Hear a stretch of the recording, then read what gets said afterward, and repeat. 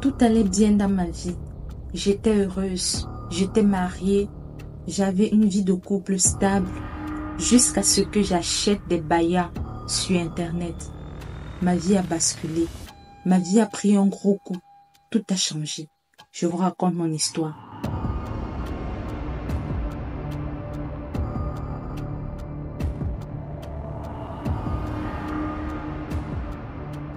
Je suis une jeune Camerounaise. Et comme tous les Camerounais, je suis sur les réseaux sociaux. J'ai plusieurs comptes, que ce soit sur Insta, sur TikTok, sur WhatsApp, sur Face. J'ai les comptes partout. Donc, je passe mon temps sur les réseaux sociaux. Je me distrais, je regarde des publications, je fais des achats en ligne, j'achète les greffes, les habits. En fait, j'achète tout ce que je trouve beau, tout ce que je trouve bien sur Internet. Je suis dans des groupes, des forums et tout. En fait, je passe du temps sur Internet et je suis épanouie. Un jour, après le boulot, je suis rentrée, je suis entrée dans mon compte TIC. Quand je parle de TIC, j'espère que vous comprenez. Je suis entrée dans mon compte TIC. J'ai, j'ai vu que j'avais des notifications. J'ai vu que j'avais des notifications. J'ai essayé de checker comme je le fais toujours quand je rentre du travail. J'ai essayé de checker, j'ai checké. J'ai vu que il y a une fille chez qui je suis abonnée qui fait la vente en ligne.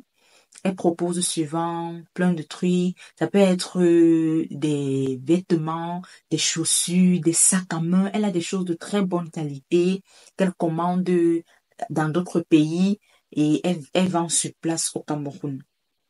Ce jour-là, j'ai vu qu'il y avait arrivage des bayas. Quand je dis bayas, je sais pas comment vous appelez ça chez vous, mais chez nous, on appelle ça des bayas. Ce sont des chaînes qu'on met au rein, des chaînes de séduction et tout ce qui va avec.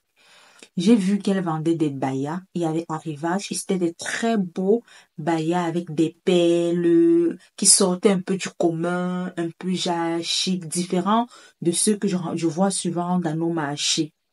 Moi, j'étais captivée par cela et j'ai passé ma commande. J'ai commandé 4 bayas ce jour-là. Comme d'habitude, je passe ma commande, je fais le paiement et 2 jours après, je suis livrée.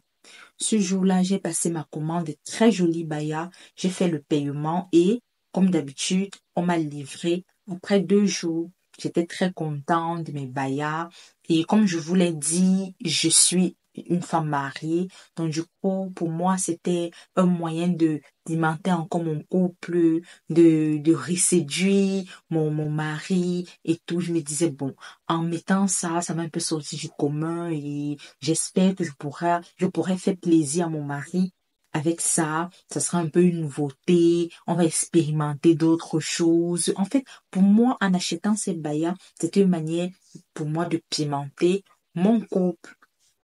J'ai acheté des bayas. On m'a livré après 2 jours. Et ce soir-là, avant que mon mari ne rentre du travail, je me suis bien mise et tout. J'ai porté mes bayas. J'ai attendu mon mari.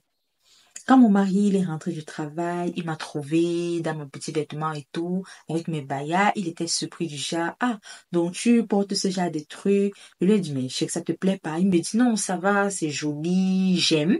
En fait, si ce n'est que pour la maison, pour me séduire, moi, j'ai pas de souci. C'est vrai que j'aime pas. Je veux pas peut-être que tu exposes ça à l'extérieur, que tu sortes de manière un peu vulgaire, avec ces genres de choses au rein et tout. Mais si tu portes à la maison pour moi, ça me va, je trouve ça mignon, je le trouve sexy et tout.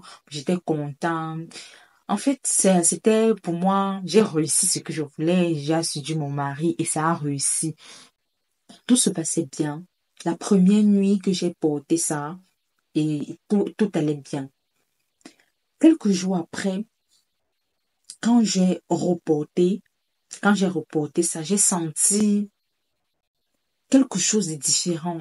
Je ne sais pas comment vous expliquer, mais j'ai senti, quand j'ai pris ça, quand j'ai arrêté ça entre mes mains, j'ai eu l'impression que ça glissait. C'était plus, entre mes mains, c'était plus comme des perles, c'était du genre, hum, comme la peau, en fait, du serpent. Je me suis d'abord dit, ah, c'est quoi ça? Mais j'ai également dit que bon, peut-être c'est mon imagination et tout. J'ai porté ça le premier jour. Il n'y avait pas de souci. Pourquoi est-ce que s'il y avait un souci, je devais le remarquer depuis le premier jour. Ça veut dire que c'est moi qui m'imagine des choses et tout. C'est un des bons baillards. Et je les ai reportés. Je les ai reportés ce jour-là pour mon mari et tout. Comme je dis, j'avais l'habitude de porter ces baillards. Il n'y avait pas de problème. J'ai constaté que quand je les ai portés pour la seconde fois, cette nuit-là, j'ai eu des très fortes douleurs au bas-ventre. Pendant que je dormais, aux environs de 3 heures du matin, j'ai ressenti des très fortes douleurs au niveau de mon bas-ventre. Je me suis réveillée, je suis allée aux toilettes, après je suis revenue, euh, ça n'allait vraiment pas. Mon mari m'a demandé, mais qu'est-ce qui se passe et tout, qu'est-ce que tu as mangé aujourd'hui? Pourquoi est-ce que tu te tords? Est-ce que ta période de menstruation approche? Et je lui ai dit non, c'est même pas censé être maintenant, je sais pas ce qui se passe. J'ai retiré mes bagages, j'ai gardé et j'ai continué ma nuit, j'ai dormi jusqu'au matin. La troisième fois que je les ai portés, j'ai ressenti la même chose. Mais cette fois-ci, c'était un peu très poussé. J'ai eu tellement mal que mon mari m'a amené à l'hôpital ce même jour. Je n'ai pas pu dormir, j'ai pas fermé l'œil. Mon mari m'a directement amené à l'hôpital. Arrivé à l'hôpital, on a fait les examens. On dit, tout va bien, il n'y a pas de souci, je n'avais pas de problème. Mais moi, je sens qu'il y a quelque chose. J'ai eu l'impression que quelque chose est rentré en moi. J'ai eu l'impression que je sentais quelque chose qui se baladait au niveau de mon bas-ventre. Quelque chose qui s'attachait, comme si mes intestins s'attachaient, comme s'il y avait... Enfin, je sentais qu'il y avait quelque chose qui s'est passé. Mais à l'hôpital, on me disait, non, tout va bien, madame, il n'y a pas de souci, les examens sont corrects, l'échographie est bien, et vous n'avez pas de problème.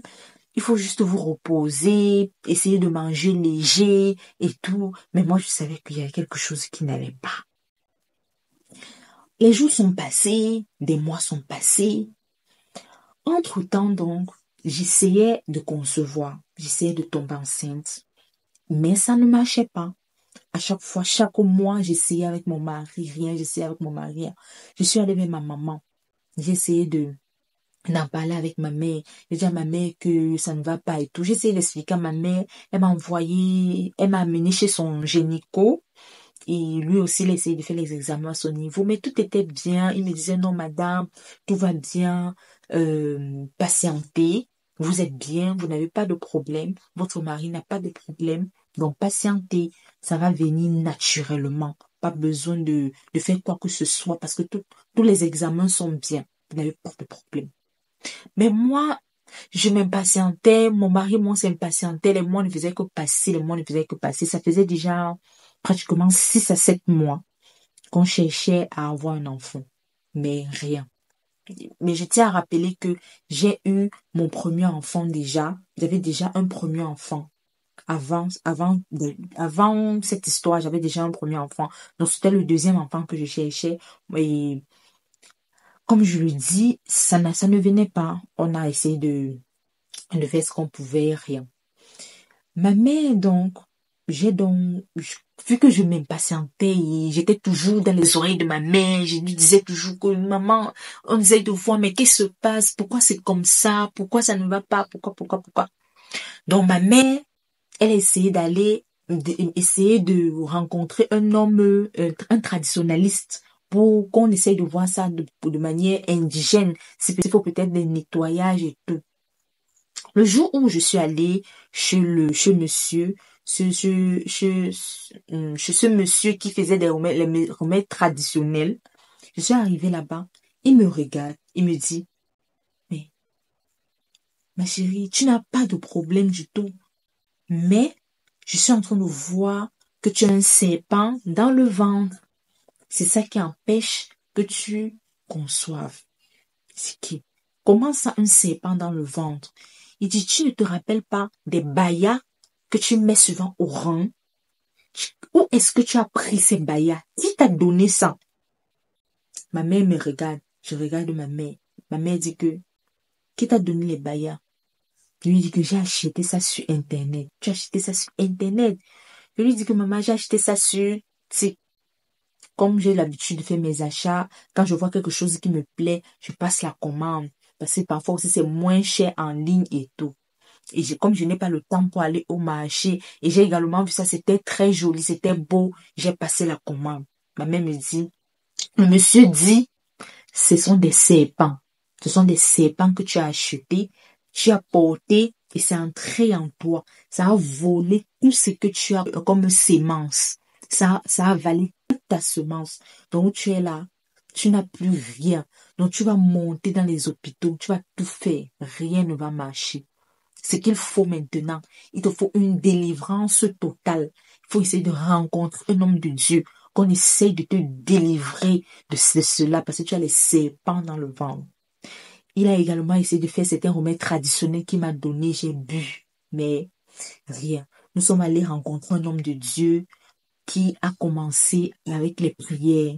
Nous avons pris des jeûnes et des jeûnes et prières et que je sois délivré de cette situation. Et quand on a commencé à prier, ça n'allait pas. Ma santé a commencé à chuter. J'étais malade chaque jour. Si je n'ai pas mal à l'oreille, j'ai mal à la tête. Si je n'ai pas mal à la tête, j'ai mal aux dents, j'ai mal aux pieds, j'ai mal au dos, j'ai mal aux reins, j'avais mal partout. Tout mon corps me faisait mal. Donc, plus on priait, plus ma santé se dégradait, se dégradait, se dégradait. Mais comme on dit, le Seigneur est vraiment merveilleux. On a prié jusqu'à ce que j'ai retrouvé la santé. Mais jusqu'ici, j'ai toujours pas pu avoir d'enfant. Mais comme je le dis, nous sommes toujours dans les prières. En fait, cette histoire, j'ai tenu à vous raconter pour vous demander de faire très attention à tout ce que vous achetez. Pas seulement sur les réseaux sociaux, partout, même dans les marchés, dans les boutiques, autour de vous, même les boutiques du quartier. Faites attention. Parce que les gens font des pratiques pour pouvoir gagner la clientèle. Les gens font des pratiques pour pouvoir avoir le marché, pour pouvoir bien vendre, comme on dit à la main de commerce. Vous faites très attention quand vous achetez des choses. Toujours prier. Si j'avais commandé ces bayas et j'avais prié dessus avant de porter, peut-être je ne les aurais pas portés ou alors ça n'aurait pas eu cet effet escompté là. Peut-être la prière devait briser tout cela. Donc, toujours prier quand vous achetez des articles, que ça soit en ligne, que ça soit dans les marchés, surtout en ligne, parce que derrière nos caméras même, on ne sait pas qui se cache. Il y a des ritualistes qui sont là pour écouler les marchandises sataniques. Il faut faire très attention. C'est pour cela que j'ai tenu à vous raconter mon histoire. Parce que présentement, je suis toujours dans les prières. Je suis toujours dans les prières. Parce que ma délivrance n'est pas du tout facile. Évacuer pour me délivrer de ces... Parce que c'était 4 bayas. Mais il s'agit de 4 serpents qui étaient entre en moi. Donc ce n'est pas évident. Mais je sais que je vais retrouver totalement ma santé et que j'aurai finalement mes enfants. Ça, c'est l'histoire d'Hélène. Cette histoire nous a été racontée par Hélène. Elle a tenu que je puisse la raconter, afin que vous soyez sensibilisés, tous ceux qui vont écouter cette histoire. Si vous avez déjà eu à acheter des choses en ligne, il n'est bien même trop tard. Priez dessus. Si vous avez l'intention d'acheter ou si vous avez l'habitude de le faire et tout, toujours priez dessus. Ça, c'est le conseil que Aline nous donne aujourd'hui. Sur ce, je vous dis au revoir et n'oubliez pas de vous abonner, de liker et de partager la vidéo parce que ça peut aider quelqu'un qui est également dans le besoin. Et n'oubliez pas également de nous raconter une histoire si vous avez une histoire mystique à nous raconter. Le numéro WhatsApp est juste dans la barre de description. Écrivez-moi sur WhatsApp et racontez-moi votre histoire. À la prochaine pour une nouvelle vidéo.